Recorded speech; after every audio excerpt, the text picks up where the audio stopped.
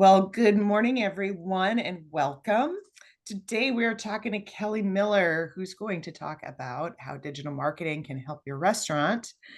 She's from SpotHopper, and she'll be giving a really quick presentation that we will record and we will have up on our website later on today if you would like to watch it again. We are going to have time for questions after the presentation. So if you have a question while she's going along, go ahead and type it in the Q&A at the bottom of your screen and we can get to it when she's done presenting. A little bit of housekeeping. November 7th is the Washington Hospitality Conference at the Hilton Motif in Seattle. You could go ahead and register for that if you want to go at hospitality.org. It's on the front page of our website. You can't miss it. And with that, go ahead and I will go ahead and hand this off to Kelly. Good morning, Kelly. Good morning, and thank you so much for having me. I'm really excited to be here. Um, I am really excited to be asked to be here, and I appreciate the Washington Hospitality Association for inviting us. This is a really important topic that often gets overlooked, leveraging technology to compete with corporate chains and big trendy restaurant groups who are investing quite a bit of time and dollars to make sure that they're top of mind. My name is Kelly Miller, and I'm an AE for SpotHopper here in Seattle. SpotHopper is the fastest growing tech for the restaurant industry today. And I personally have a background in the industry for many, many years. I worked, of course, growing up working at restaurants. I'm a former bar owner. And I also worked on the wholesale distribution side as a direct importer for broadliners, and then worked in marketing and advertising specific to the industry for many years. And I really love that we're able to bring restaurants all of this in such affordable ways. So I'm really happy to share this information with you. Why independent restaurants must embrace digital innovation is what we're talking about today. And so let's just dive right in. So to begin, I want to talk about the competitive landscape. Competing with corporate chains and groups is something that is pretty difficult for independent restaurants. Companies like Olive Garden, Chipotle, Panera are sinking millions of dollars into making sure that they're top of mind. They're really wanting to pull people in as often as possible. And their secret weapon for driving top line revenue is really catering large groups and parties. And they're able to do that by really utilizing their social media channels, email, website, QR codes, and they're investing quite a bit into this. So quite often they're able to drive millions of dollars in spite of the food maybe not being as great as it would be at an independent restaurant, or even the service or atmosphere. So how are corporate chains dominating? Here we can look at a couple of the usual suspects, and I've got a quick question for everybody in the group. Does anybody know what the most profitable question in the world is? I'll give you guys a couple of seconds to jump in. Well, the answer is, would you like fries with that? McDonald's was able, and they were the first to drive top line revenue with training their teams to ask for one simple question. And we know that McDonald's spends over $1 billion annually on marketing and advertising. In addition, between most of the other corporate chains, it's an estimated $5 billion annually on just marketing and advertising. And that makes it really hard for independents to keep up. Obviously, independent restaurants don't have millions of dollars. So maybe you're doing social media, website, and online ordering right now, but the reality is the big trendy chains and the groups are doing social media, $20,000 fancy websites that are constantly optimized, online ordering, Google profile optimization, text marketing is huge, professional photography, videography, the list goes on. And the reality is they're doing quite a bit more. We're talking about PR, television ads, radio ads, billboards. It makes it really, really hard to keep up. And that means that, they're reaching everybody. So, why small restaurants must invest in technology is to obviously keep up. And the number one way that people find you nowadays is Google. Google has turned into a verb and it's a part of our modern landscape. So, how do most customers search for using Google for new restaurants? If you think about your own behavior, you're going to grab your phone and look up the best restaurants near me, best tacos near me. All of that is done through local Google business searches. Even if somebody recommends a restaurant to me, the first thing that I'm going to do is grab my phone and look you up online. So if you're not showing up in the top 3 to 5 results, typically customers are just not finding you. Everything happens so fast online that we find the data shows that they're not going past those top 3 to 5 results. Us being in the industry, we might go past those top 3 to 5 results just to see where everybody is at. But the average customer does not. They really don't like to go past the first 3.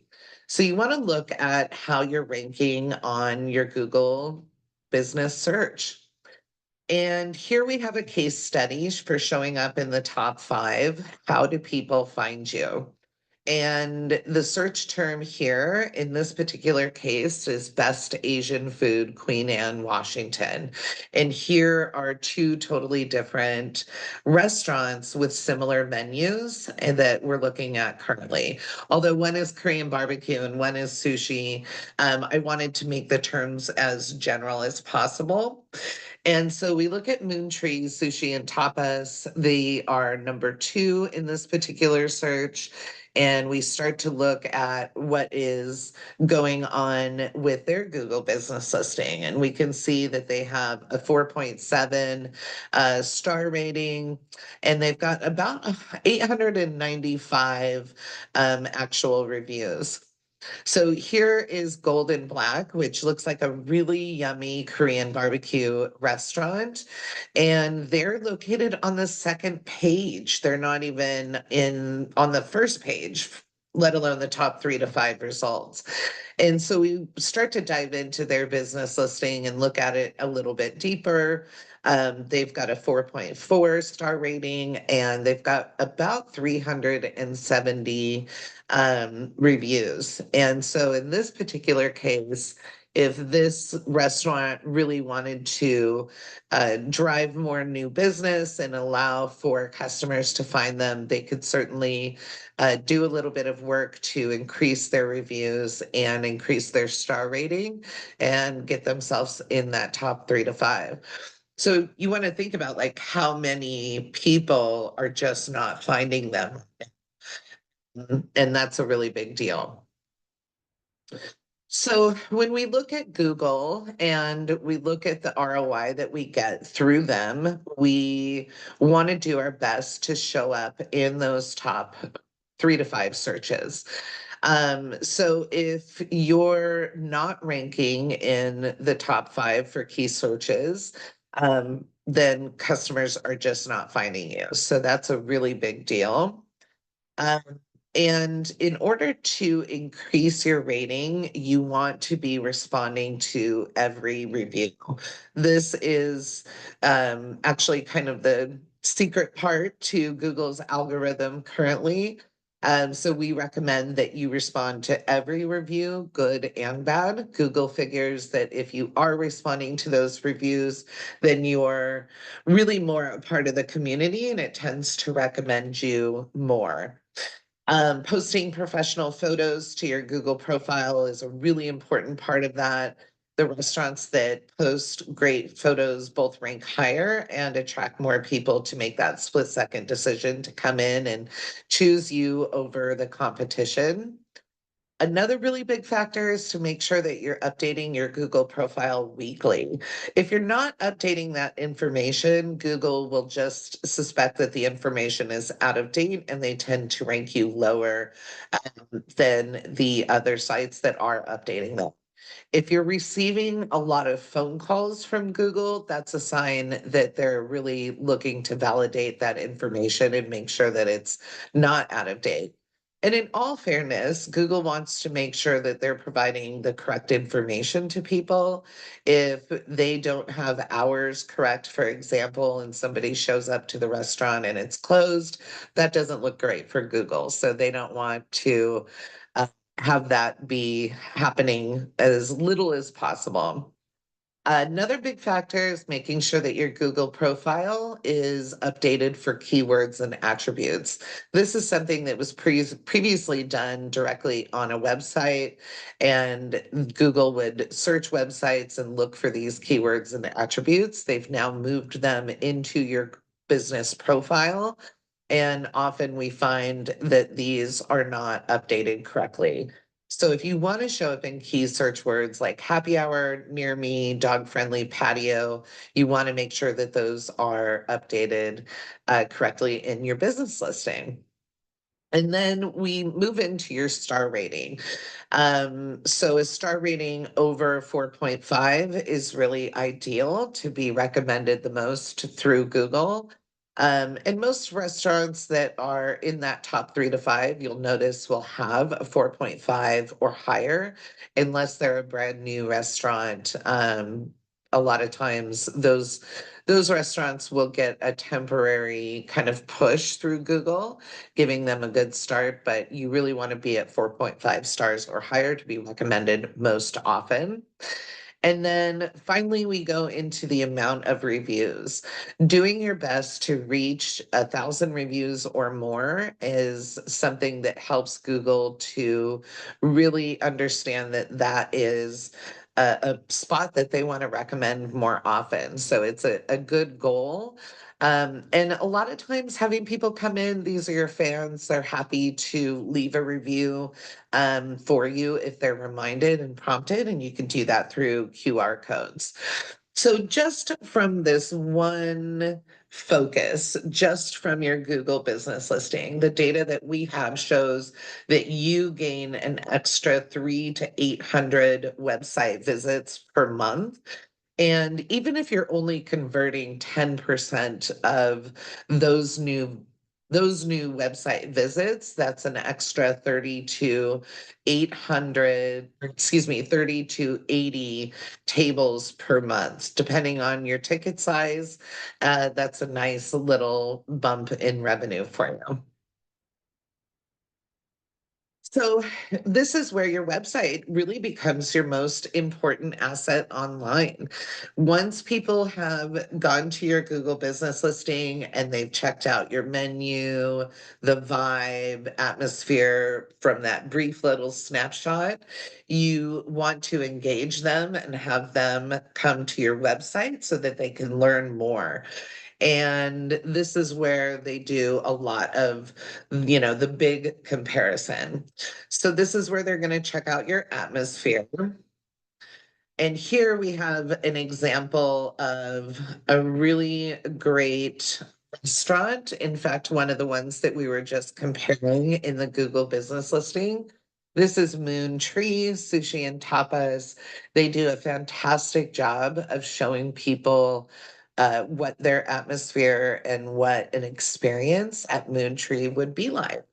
And it's really a beautiful space. The food looks yummy and the beer looks good. And everybody seems to really be enjoying themselves. So that's one of the things that you want to portray. And then The second would be the menu. For independent restaurants, most of us get into the industry because, we have a love for it. We've grown up in it. Maybe you're a chef and an artist and you really want to bring your food to the people. The core of what you do really comes down to the menu.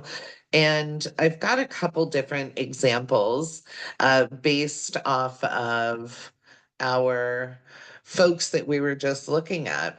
This is Golden Black, who was on the second page, going down to the bottom. And this is their current menu online. There's not really anything here that entices folks to come in and try them over another spot. You can read through the menu and it sounds amazing. It sounds fantastic. But when you go over to Moon Tree's menu as an example, this is where having that great photography really kind of pulls people in. This certainly makes me a lot more hungry than this currently. So this is a really big deal. This is how people are seeing you from an online perspective. And then from there, we want to know that if we're going to go somewhere, it's going to be an enjoyable experience. We want to know that the vibe is really fun. And this is a great example of this, the Powder Room in Tacoma. These ladies really do a great job of having it be a really fun experience.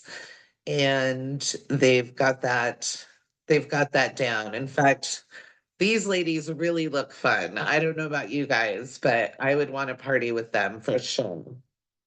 But you scroll down and everything you need to know is all right here. There's so many pictures that showcase what everything is about.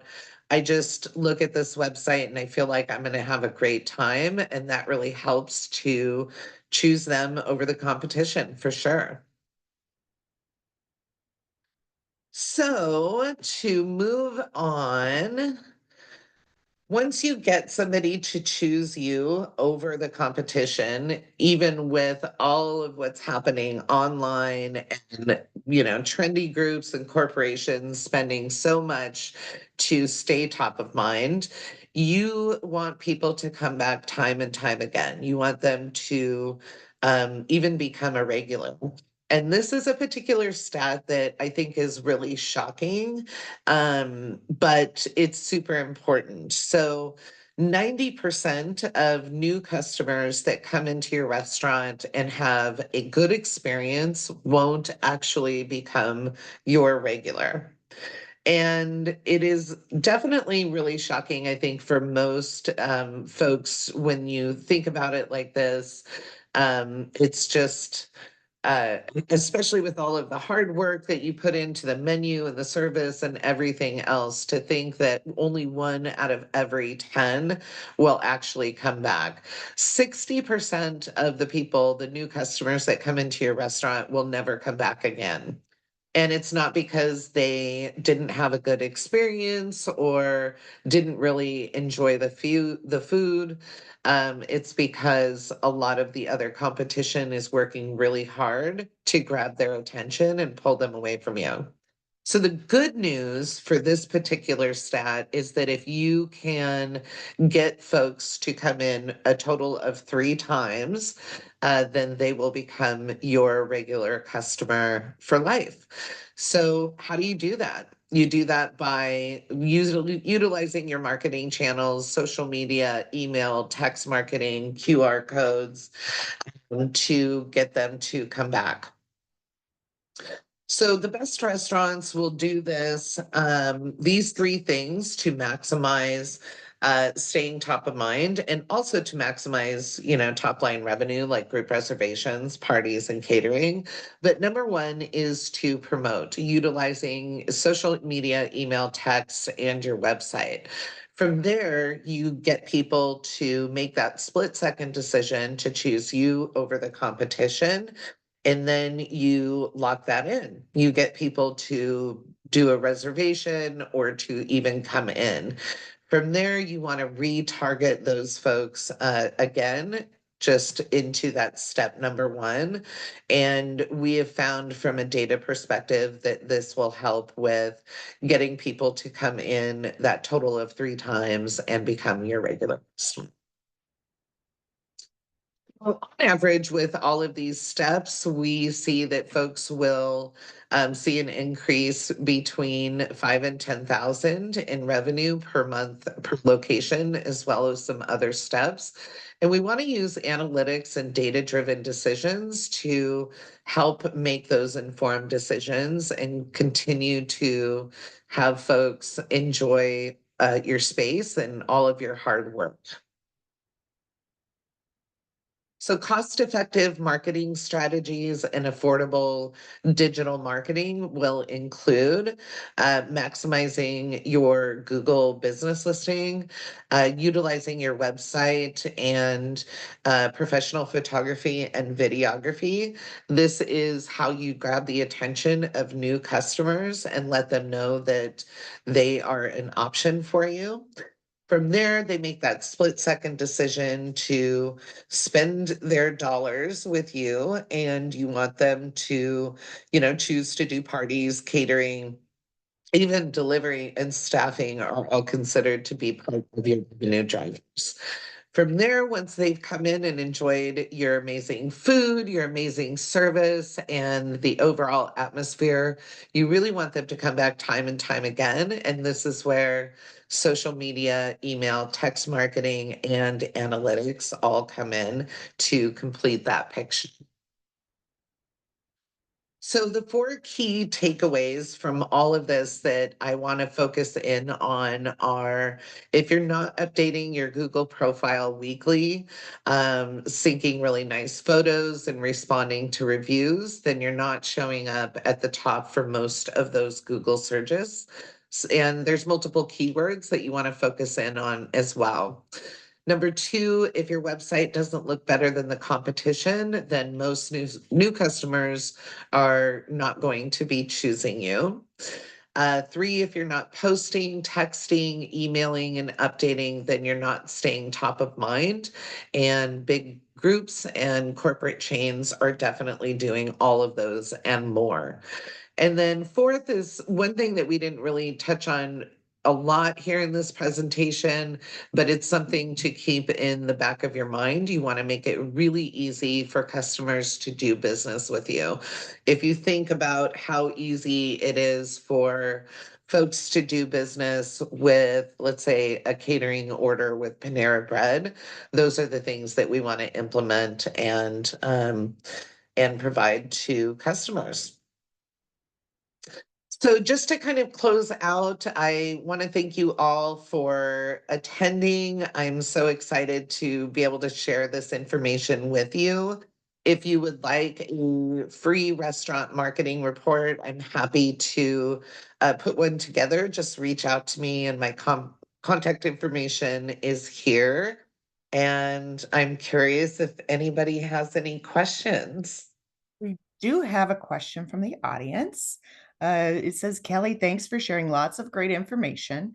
How does the ROI on text marketing compare to email and social media? And who are the best of breed SMS platforms for restaurants? I love that question. It's fantastic. So I'm going to share some stats with you. 24% of the people that you send out a social media post to will actually stop and read it. 28% will read your email newsletter, and 98% of the people that you send out a text marketing, very different from like texting receipts or anything else, a text marketing initiative too, will actually read it, and they'll read it in under a minute.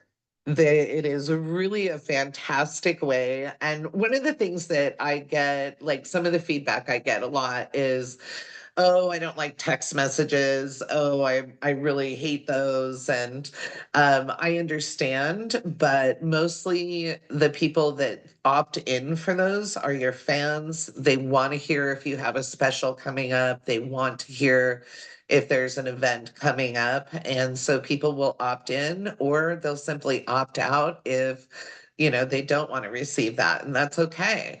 As far as like the SMS platforms, there's so many out there.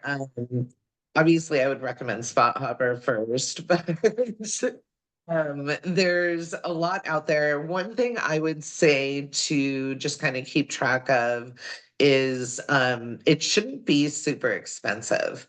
If there is a platform that is really charging quite a bit for it, like $2 a text message, then I would definitely not sign up and look for another option. What's the most common question you get from your customers about digital marketing? I would say, the most common question, there's some things that come up quite often. I think that, people don't get into the industry as an independent restaurant. Um, Having this be, top of mind at all for them. So I think sometimes I'll hear like, how important is this? Like, oh, people come in because they love us, they love our atmosphere, they want to support us.